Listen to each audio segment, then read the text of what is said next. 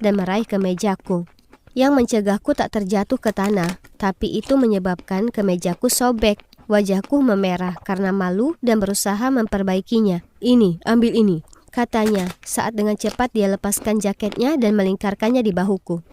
Di saat itu, entah dari mana, Lily muncul. Saat melihatnya, Jack segera meninggalkan dapur. Lily menyerbu ke arahku dan menarik jaketnya lepas dariku. "Sekarang apa? Sudah mengubah targetmu? Tapi biar ku ingatkan kau. Kau ini cuma seorang pelayan bodoh. Jack itu milikku." "Oh, Lily yang malang, kau ini cuma gadis delusional. Aku tak tertarik pada Jack." Tapi tak butuh lebih dari sekilas pandang untuk tahu bahwa Jack sama sekali tak tertarik padanya. Karena insiden kemarin, Lily membuatku bangun di jam 4 pagi untuk memanggang kira-kira segala jenis kue yang ada di bumi ini. Aku baru selesai menghias badge terakhir ketika dia bergegas masuk ke dapur, merebut celemek dan sarung tangan dariku lalu mengenakannya. Aku tak punya waktu untuk memahami apa yang terjadi saat Jack masuk dan dengan cepat dia mengulurkan piring itu padanya. "Coba segigit, aku bangun pagi sekali untuk membuatkanmu." Dasar palsu.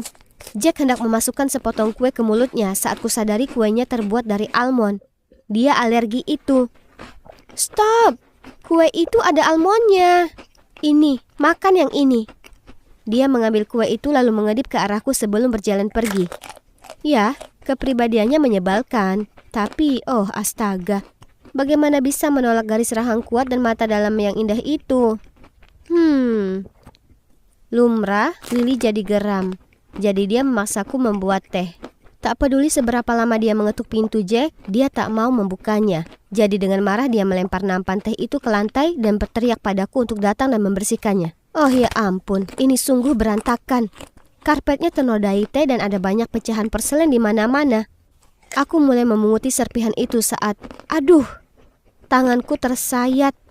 Jack langsung membuka pintu. Kemudian saat melihat tanganku berdarah, dengan cepat dia menuntunku ke kamarnya dan membantuku membalut luka itu.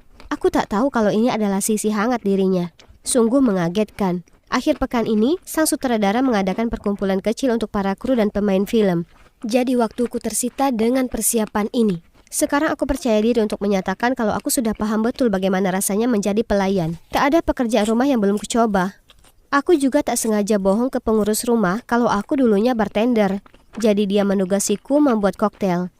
Aku sedang mencoba memahami resep cosmopolitan saat Jack masuk. "Cukup bagus, tapi mungkin perlu lebih banyak jus cranberry. Kau ingin mereka bergembira, bukan pingsan, huh? Aku kenal semua yang datang, jadi aku bisa beri kamu petunjuk apa untuk disajikan ke mereka." Itu hal yang baik. Aku bisa bertanya padanya lebih banyak mengenai lawan mainku yang akan datang. Kami berdua ngobrol penuh semangat tentang minuman dan buku The Servant. Ternyata dia sebenarnya cukup baik dan sama sekali tak seperti babi egois yang digambarkan oleh media. Sementara ngobrol dan minum, aku merasa agak pusing. Tiba-tiba Jack mendekatiku. "Sebenarnya menurutku kau ini memikat, jadi kau boleh berhenti bermain-main sekarang." "Bermain-main? Hah? Kau kira aku menyukaimu? Kau mabuk." Aku hendak pergi saat Jack menghentikanku. "Kau selalu terjatuh di depanku. Kau ingat alergi almondku. Kau membaca buku yang kuperankan sebagai pemeran utama. Jika kau tak menyukaiku, bagaimana bisa kau bersamaku selama ini?" Kupandang Jack dengan bingung. Jujur, setiap kali aku memandangnya, kurasa jantungku berdebar. Melihatku merona, dengan lembut Jack mengangkat daguku dan mendaratkan ciuman manis di bibirku. Tepat di saat itu, jeritan membuatku loncat dan hampir terjatuh lagi. Apa-apaan yang kalian berdua lakukan?" Dengan panik aku lari keluar dapur, meninggalkan Lily berteriak di belakangku. Aku duduk di luar dekat kolam hingga aku kembali tenang.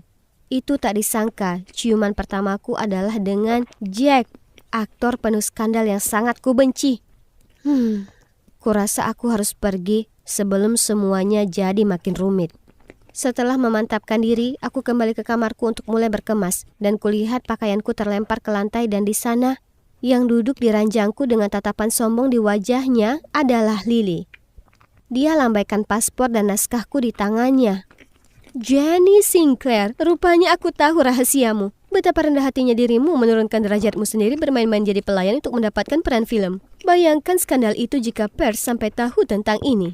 Tak akan ada yang berani bekerja sama dengan ular sepertimu. Dengan marah, kurebut barang-barangku kembali, tapi tak berhasil. Lily bahkan mengeluarkan ponselnya untuk merekam dan mengancamku. Lakukan seperti yang kukatakan, kalau tidak video ini akan viral. Maka ayahmu tersayang tak hanya akan tahu kau selama ini menggosok toilet seharian, tapi bayangkan dampak kebohonganmu ini terhadap reputasinya yang berharga. Dia cari masalah dengan gadis yang salah. Pengalaman metode aktingku ini sudah selesai. Aku sudah muak jadi bonekanya. Ini saatnya dia menyadari siapa sebenarnya yang menguasai permainan ini.